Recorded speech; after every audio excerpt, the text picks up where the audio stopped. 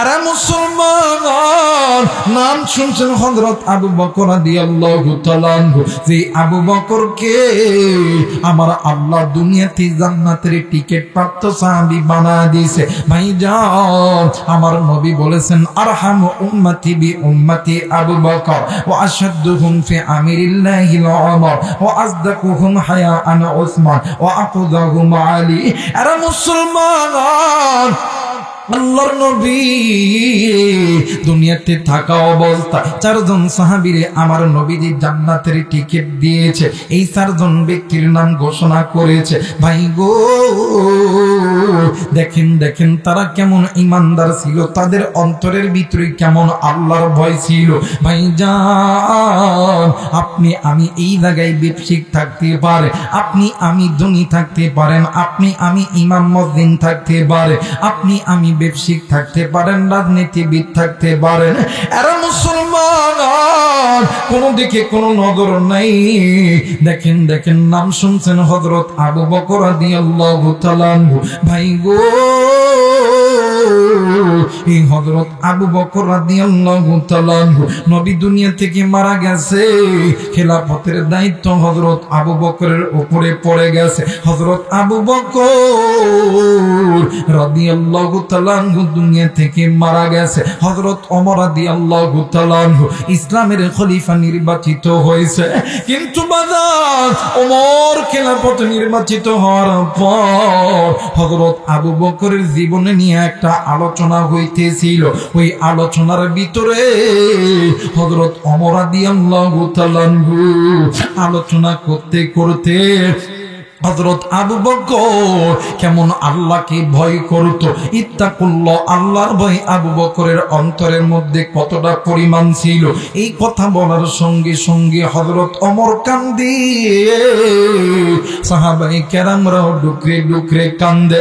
এরা মুসলমান, হযরত আবু বকর মারা যাওয়ার পর হযরত ওমর রাদিয়াল্লাহু তাআলা আনহুকে ও বাদার খেলাফতের বদনে আমার যখন বানাইলেন, যখন রাষ্ট্রনায়ক বানাইলেন, ভাই গো, হযরত ওমর একদিন রাত্রি বেলা ঘুমের গভীরে স্বপ্নে দেখে, হযরত ওমর একদিন ঘুমের মধ্যে স্বপ্নে দেখে হযরত আবু বকর একটা রাস্তা দিয়া একটা খাবার ব্যাগ লইয়া যাইতো, কিন্তু কোথায় যায়, ওই জায়গা দিয়ে ওই রাস্তা দিয়া কুকুর পর্যন্ত যায় না, মানুষ তো দূরের কথা। হযরত ওমর পরের দিন সকাল বেলা ঘুম থেকে উঠিয়া বিবিরে ডাক দিয়ে কই, বিবি জলদি করে খানা দে, আমারে এই বাটির মধ্যে কিছু অল্প কিছু খানা দে। ওমরের বিবি ওই বাটিতে যখন খানা দিছে, হযরত ওমর ওই খানা লইয়া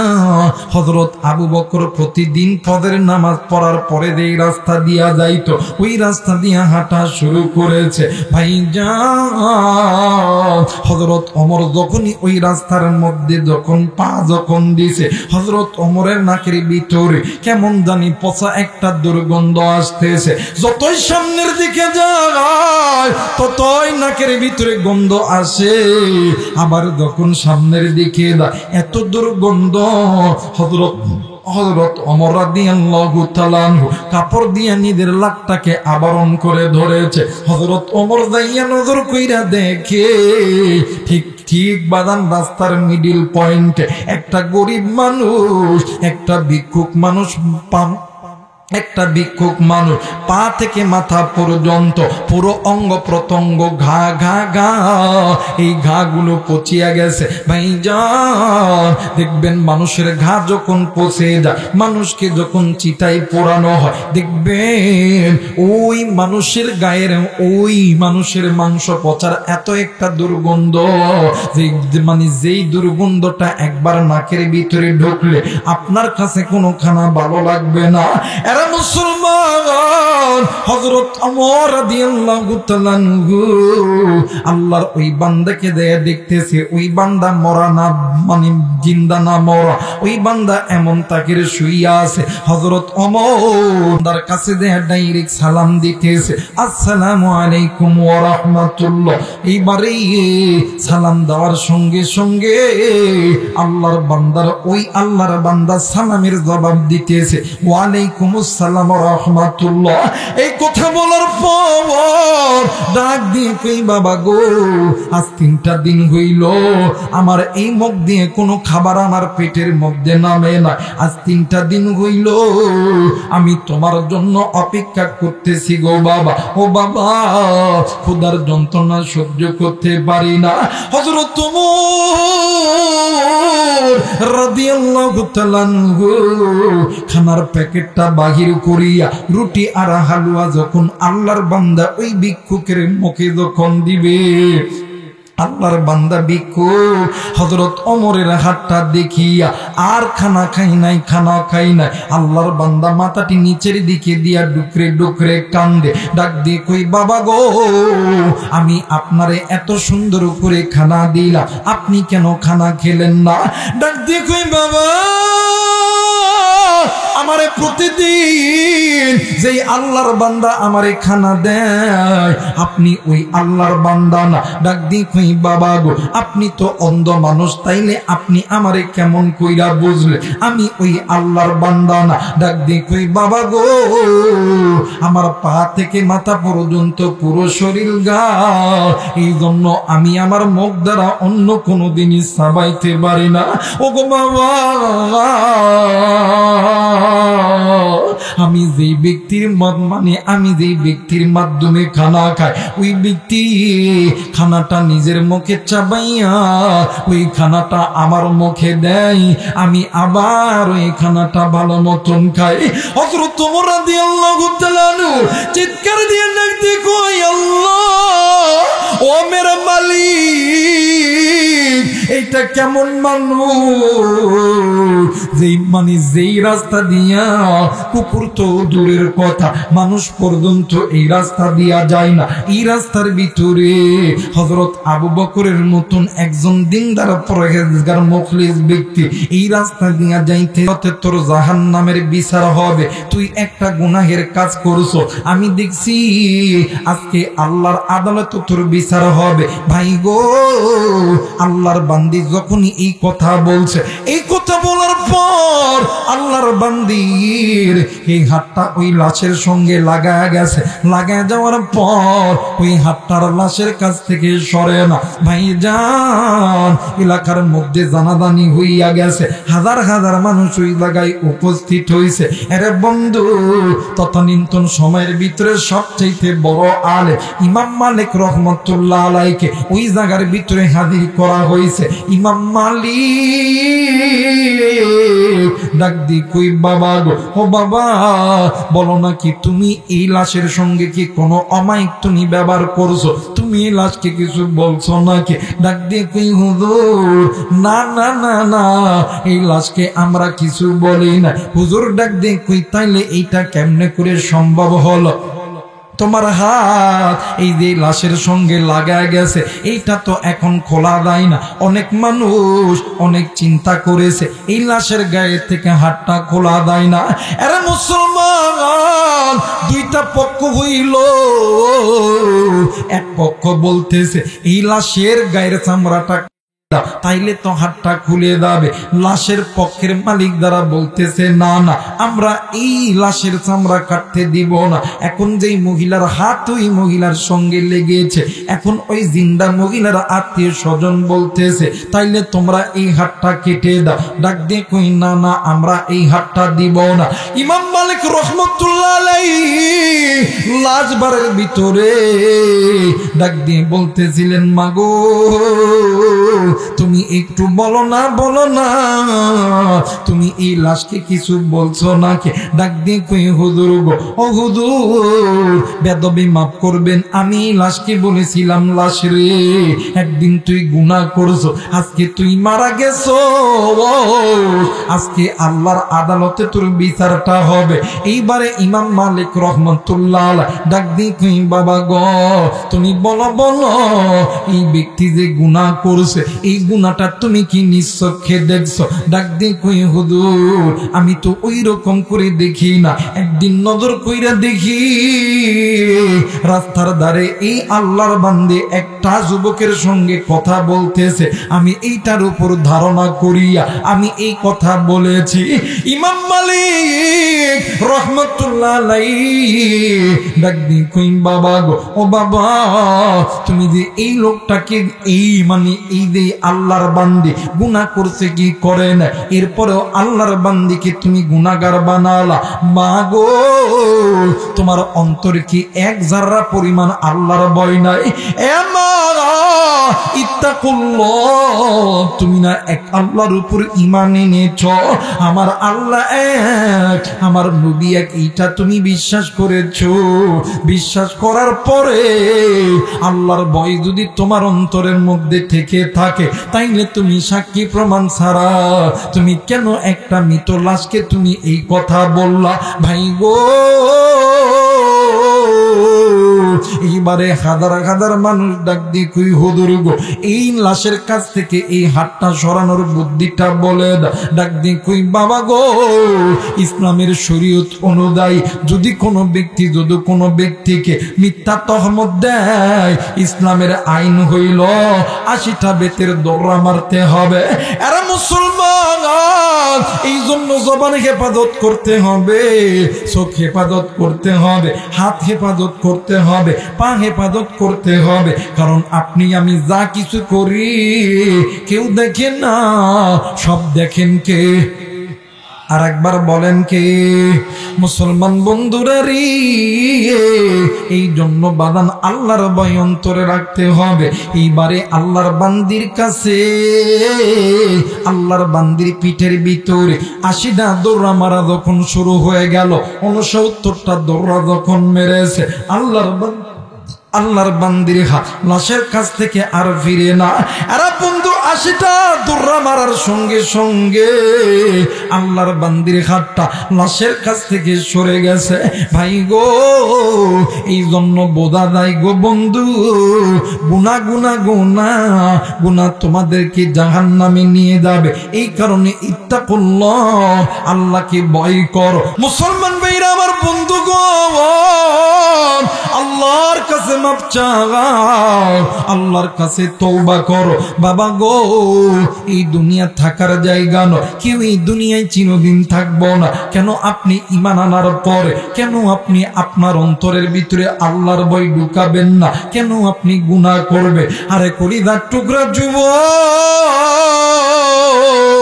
এই দুনিয়া থাকার জায়গা নয়, কেউ এই দুনিয়ায় চিরদিন থাকবো না। মা গো এই দুনিয়া থাকার জায়গা নয় গো মা, কেউ এই দুনিয়ায় চিরদিন থাকবো না। এই দুনিয়ার জমিনে আপনার মতন কত মুরব্বী ছিল, হে কলিজার টুকরা মা, আপনার মতন কত মা ছিল। এরে রাজশাহী মানে এরে কুষ্টিয়ার যুবক ভাইয়া, তোমার মতন কত যুবক ছিল, আজকে তারা না। এই দুনিয়া ছেড়ে তোমাকেও যেতে হবে, আমাকেও যেতে হবে। এই মূর্তি তুমি আমি মারা গেলি, আমার ভাইরা আমার বন্ধুগণ, এই মসজিদের মাইকে এলান হয়ে যাবে, অমক শিল্পপতি, অমক নেতা, অমক হুজুর, অমক এলাকার মুরব্বী, অমক নারী, অমক পুরুষ, অমক যুবতী এই দুনিয়াতে নাই। এরা মুসলমান, এই এলান যখন মসজিদের মাইকে হয়ে যাবে, তোমার আমার একদল আত্মীয় স্বজন চলে যাবে। এই তো পাশের বাজারে সাদা মার্কিন কাপড় কেনার জন্য, আবার আর একদল যাবি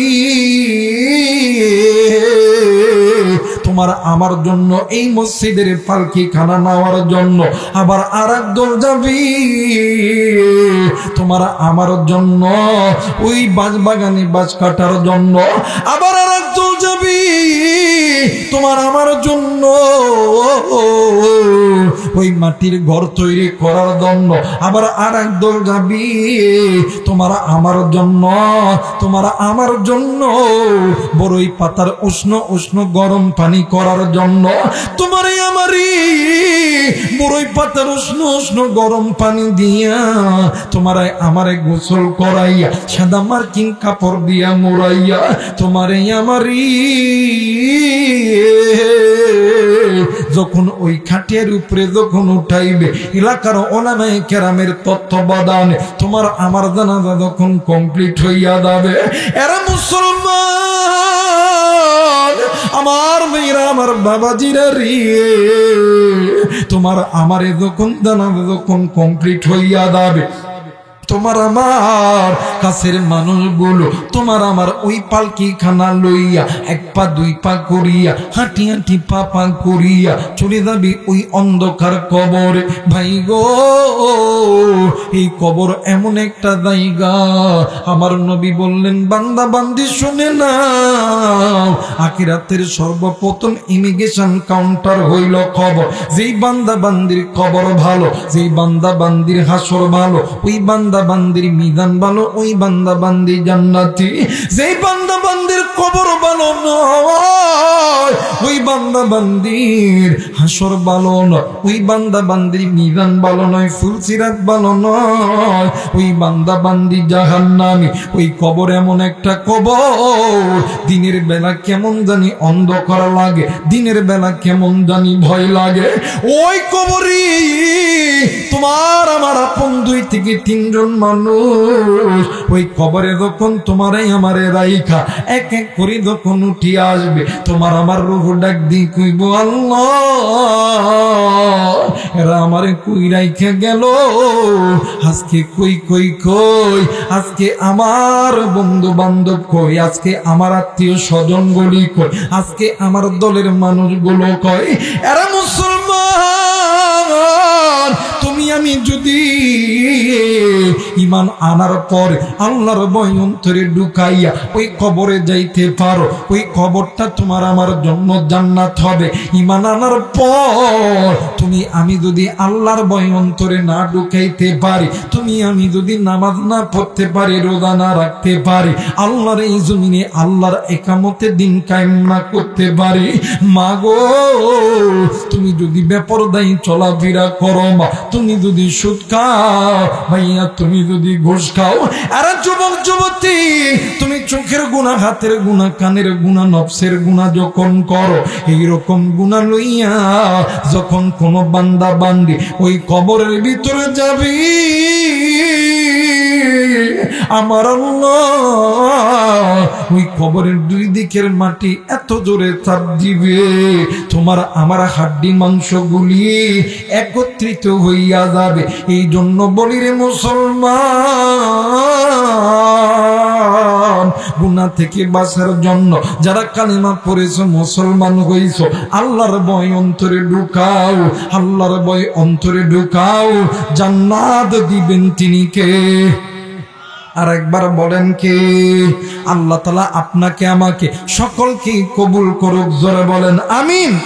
আর একবার বলেন আমিন, আর একবার বলেন আমিন। আমার ভাইরা, আমার বন্ধুগণ, ঈমান আনা বড় সহজ, নামাজ পড়া বড় সহজ, হজ করা বড় সহজ, যাকাত দেওয়া বড় সহজ, কিন্তু আল্লাহর ভয় অন্তরে নিয়া দিনদার মুত্তাকি পরহেজগার হওয়া বড়। কথা বলেন বড়। একজন মানুষ চাইলে নামাজ পড়তে পারে, চাইলে রোজা রাখতে পারে, চাইলে একটা মানুষ হজ করতে পারে, মাল আছে যাকাত দিতে পারে, একটা মানুষ চাইলেই পর্দা করতে পারে, কিন্তু বাদান আল্লাহর ভয় অন্তরে নিয়া দিনদার মুত্তাকি পরহেজগার হওয়া বড় সহজ না কঠিন? অনেক কঠিন। এই জন্য আল্লাহ বলেন ইয়া আইয়ুহাল্লাযীনা আমানুত্তাকুল্লাহ, এই ইমানদার বান্দা বান্দি যারা তোমরা ঈমান এনেছো আমায় আল্লাহর উপরে, তোমরা আমি আল্লাহকে ভয় করার মতন ভয় করো, যেমনটা ভয় করা উচিত। 2 নাম্বার ওয়াকুনু মা'আস সাদিকিন, তোমরা সত্যবাদীদের সাথী হয়ে দাও, তোমরা সত্যবাদীদের বন্ধু হয়ে দাও। সত্যবাদী কারা? তাফসীরের কিতাব আপনি খুলে দেখবেন, আল্লামা তাফসিরে তাওহিজুল কোরআনের লেখক আল্লামা তকি উসমানী তিনি তিনার কিতাবের ভিতরে লিখছেন, আমার ভাইরা, আমার বন্ধুগণ, সত্যবাদী তারা যাদের কাছে আল্লাহর আসমানি কিতাবের ইলম আছে। জোরে বলেন আল্লাহু আকবার। শুধু ইলম নয়, ওই ইলম অনুযায়ী আমল আছে। এরা হইল সত্যবাদী। এদের সাথী হয়ে যাও, এদের বন্ধু হয়ে যাও। আল্লাহ তাআলা এদের সহবতে, এদের সঙ্গে থাকার ওসিলায় এরা যে কোরআন আছে, আল্লাহর কোরআনের ইলম আছে, ইলম অনুযায়ী আমল আছে, তাদের রঙে ঢঙে তুমি তোমার নিজেকে সাজাও, আল্লাহ তাআলা তোমার জান্নাতের পথটাও সোজা করে দিবে। জোরে বলেন আমিন। আরে বান্দা, তোমরা যদি ওই জাহান্নামের পথ থেকে, ওই বাঁকা পথ থেকে আমি আল্লাহর পথে আসতে চাও, তাইলে আমি আল্লাহ রব্বুল আলামিন বলে দিলাম, আমার আল্লাহ বলেন, ওয়া আলাল্লাহি কাসদুস সাবিলি ওয়া মিনহা জাইর ওয়ালাউ শাআ লাহাদাকুম আজমাইন।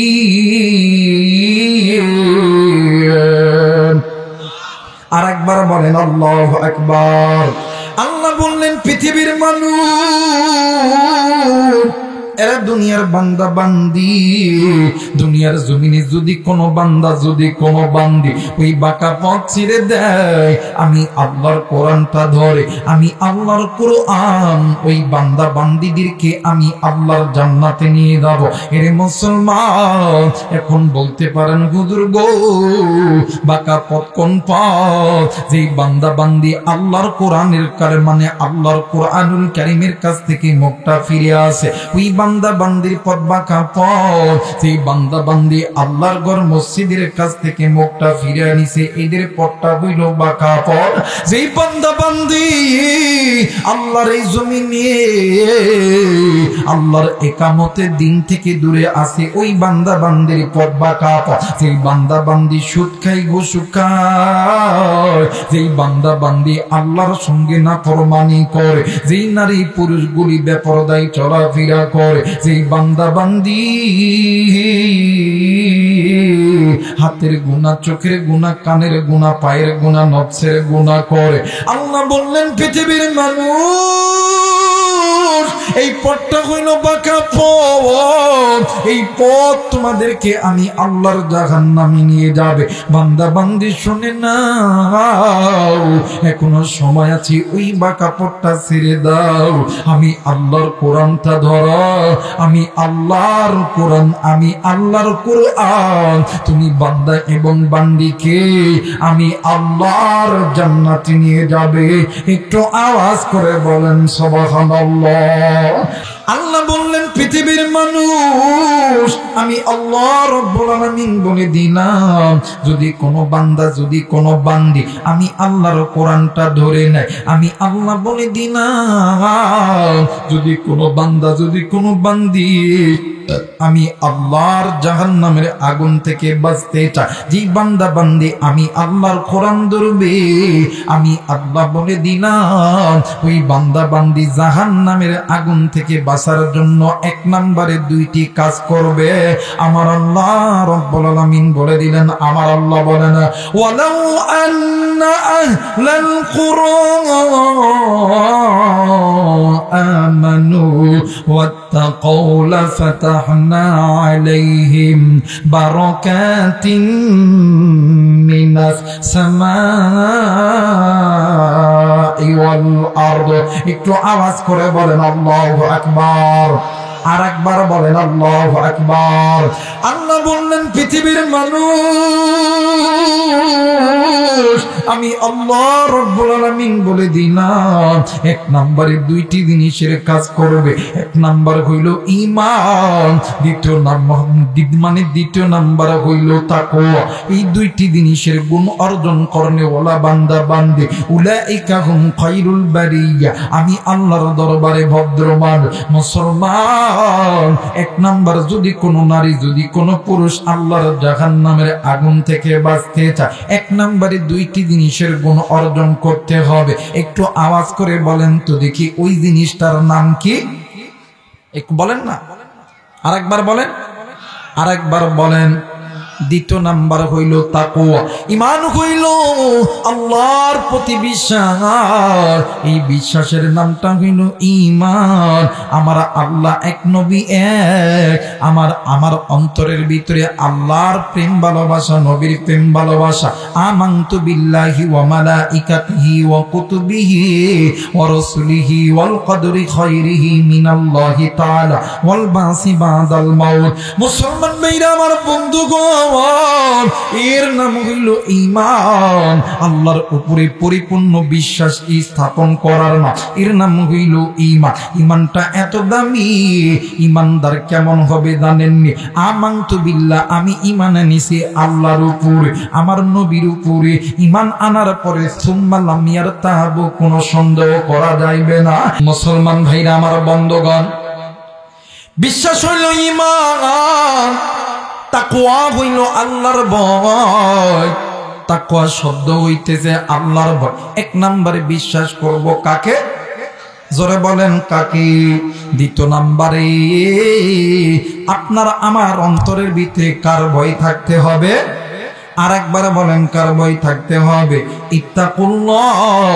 দ্বিতীয় নম্বরে আপনার আমার অন্তরের ভিতরে আল্লাহর ভয় থাকতে হবে। যেই বান্দা বান্দির কাছে ঈমান নামক সম্পদ আছে, ওই বান্দা বান্দির কাছে তাকওয়ার সম্পদ আছে। যেই বান্দা বান্দির কাছে ঈমান নামক সম্পদ নাই, ওই বান্দা বান্দির কাছে তাকওয়ার সম্পদ নাই।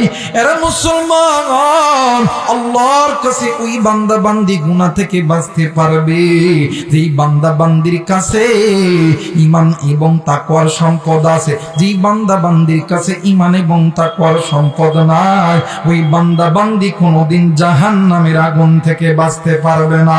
কথা বলেন ঠিক কি না? মুসলমান ভাইরা আমার বন্ধুগণ, আপনি আমি ঈমান এনেছি,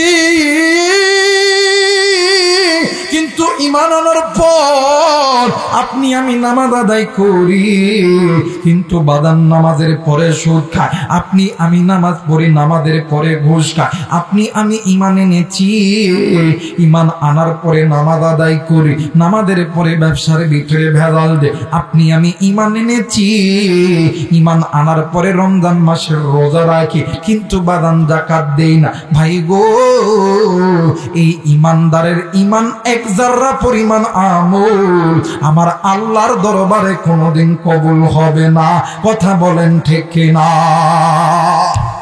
মুসলমান ভাইরা আমার বন্ধুগণ, এই জন্য বলে যায় ঈমান আনার পর আল্লাহর ভয় যে নারী এবং পুরুষ অন্তরের মধ্যে আনতে পারে, ওই বান্দা বান্দি গুনাহ থেকে বাঁচতে পারে।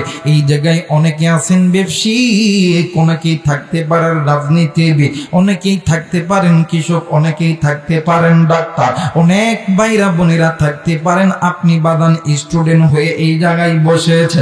এরা মুসলমান, তুমি যেমন রাজনীতিবিদ ছিল গো, তোমার চাইতে বড় রাজনীতিবিদ ছিল হযরত আবু বকর রাদিয়াল্লাহু তাআলা আনহু, হযরত ওমর রাদিয়াল্লাহু তাআলা আনহু। তুমি এমন যেমন ব্যবসায়িক, তোমার আমার চাইতে বড় ব্যবসায়িক ছিলেন হযরত ওমর, হযরত আবু বকর রাদিয়াল্লাহু তাআলা আনহু, হযরত ওসমান রাদিয়াল্লাহু তাআলা আনহু, হযরত আলী রাদিয়াল্লাহু তাআলা আনহু। এরা মুসলমান, তারাও ঈমান এনেছে, তুমিও ঈমান এনেছি, আমিও ঈমান এনেছি। ভাই গো, তারা যদি ঈমান আনার পরে অন্তরের মধ্যে যদি আল্লাহর ভয় ঢুকাইতে পারে, কিন্তু মুসলমান তুমি আমি কেন তোমার আমার অন্তরের মধ্যে আল্লাহর ভয় ঢুকাবো না? কেন তুমি আমি এই দুনিয়ার ভিতরে কি এমন হয়েছি রে বন্ধু? ভাই গো, এই দুনিয়ার ভিতরে কিসের এমন তাকব্বরি দেখাই রে বন্ধু? আরে মুসলমান, এই দুনিয়া থাকার জায়গা নয়। কেউ এই দুনিয়ায় চিরদিন থাকবো না। এই দুনিয়া ছেড়ে আপনাকেও যেতে হবে, এই দুনিয়া ছেড়ে আমাকেও যেতে হবে। আমার আল্লাহ বলেন, কুল্লু নাফসিন যায়িকাতুল মাউত, মৃত্যুর স্বাদ একদিন না একদিন সকলকেই ভোগ করতে হবে। কিন্তু ভাই গো, এই মৃত্যু আসার আগে যারা আল্লাহকে স্বীকার করেছেন, নবীকে স্বীকার করেছেন, যারা আল্লাহ এবং নবীর উপরে ঈমান এনেছে, ঈমান আনার পর আল্লাহর ভয় অন্তরের মধ্যে ঢুকায় দেয়।